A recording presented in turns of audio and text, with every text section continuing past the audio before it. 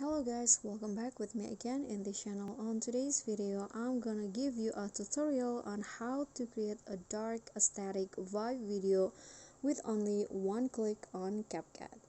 So here I've recently found this trick, and you can actually create a dark aesthetic video by only using a CapCut filter, but you need to subscribe to CapCut Pro to be able to use this feature. So here I'm going to just go straight to filter.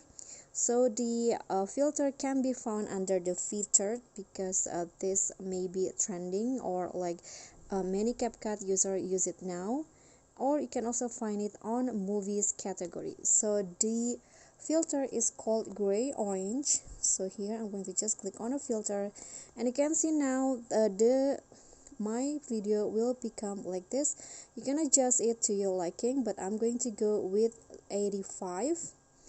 Just click on the check icon, then I'm going to show you the before and after. So this is what the video looked like before, but now using the filter it will go like this.